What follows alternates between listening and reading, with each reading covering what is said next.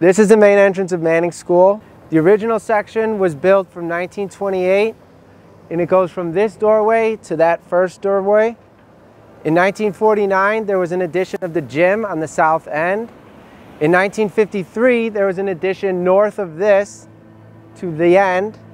And then in 1965, there was an addition on the north end of those classrooms.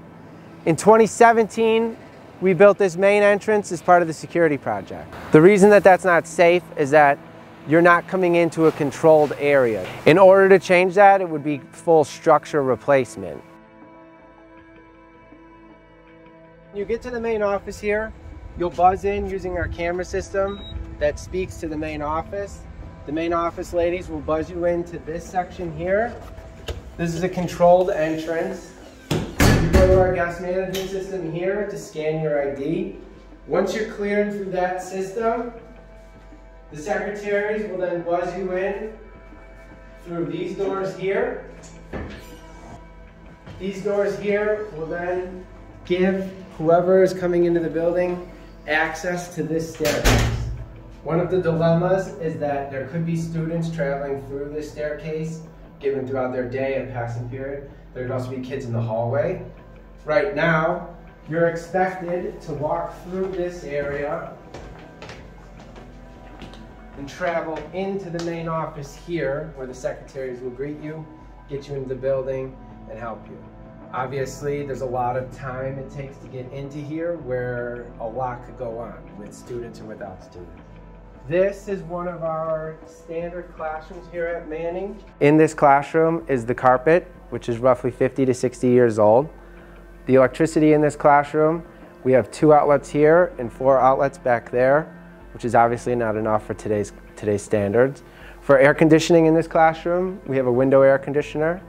With that air conditioner running, if the blinds are not closed and the door is not closed, it has a very hard time keeping up with the size of this classroom. For heat, we have window radiators. These are roughly 70 years old that are supplied by steam from the basement boilers.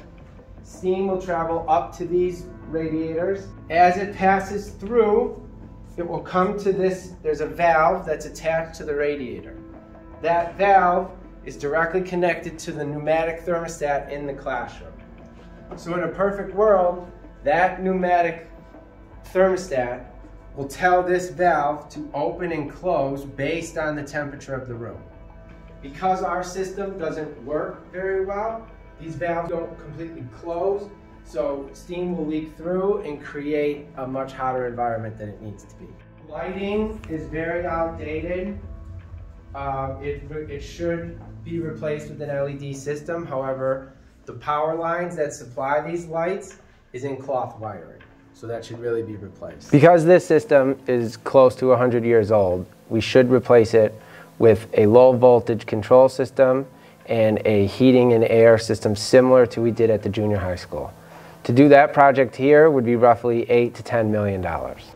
When we come down this hall, we get to one of the main staircases in the building. This lift was installed in 2011. With it, there's a lot of different sensors, a lot of different components to this lift to get it to go to all 3 of the floors. There's multiple landings that it needs to know to stop at. And every time it gets to there, they have a sequence that it has to go through. If one part of the sequence is off, the whole lift will cut out. So coming down to the basement, this is where we have the cafeteria. Our art room is right here. It also leads to our boiler room, which supplies heat to the entire building. In this room, we have 2 boilers that essentially boil water to 212 degrees to create steam that travels all the way up to the 3rd floor. And as that steam cools down, it travels through a set of pipes to come down to condensate pumps that pump it back to the boilers to start the process over again. These boilers here, this is one of the original controllers on it. Right now we know that these are obsolete. Last year it happened and we had to replace it with the new burner control. This obviously gave us much more consistency with the heat last year, but it's a very expensive cost. And because we're not able to get parts for this one anymore, when we have problems with this, we're going to eventually have to replace it as well. This over here is our air compressor. This air compressor will send air pressure to every classroom's thermostat. In a perfect world, that air would be getting to those classrooms very cleanly and able to control. Because these lines, these pneumatic lines, are close to 100 years old, they're getting very dirty. And because of that, certain components of the temperature control does not work anymore. So now we'll head towards the basement bathroom set. Down here we have a boys and girls bathroom. The bathrooms at Manning are installed on top of each other for each floor. So in line is the 3 bathroom sets. As you can see, most of the fixtures, supply piping, drains, toilets, faucets themselves, mostly original. As you can see, some of these supply lines are the original galvanized piping, which again is getting to the point of their useful life. A lot of these valves we're not able to shut off anymore. So when we have an issue, we have to shut down the water to the entire bathroom, which at times can be very cumbersome to do so. The urinals, with our urinal system, we have 1 flushometer, which is technically not code. Each one of these should have its own flusher to give proper water to dilute the drain lines. Part of that causes the drain lines to be corroded because they don't get proper flushing. So down here, the biggest problem is the main steam lines. With them, we develop a lot of small pinhole leaks that create water situations we have to address. It constantly happens because the water sitting in the pipe will corrode it from the inside out, and then you get a small pinhole that creates a leak. This right here is an original water fountain. This one has not been replaced like some of the other floors with the bottle fillers.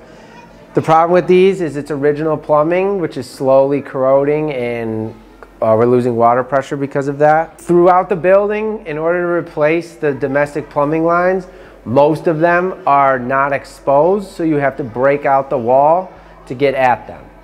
The other option is to run exposed plumbing, which would be exposed similar to this. Everything would be through the wall and exposed areas. A project like that, again, is a multi-million-dollar project.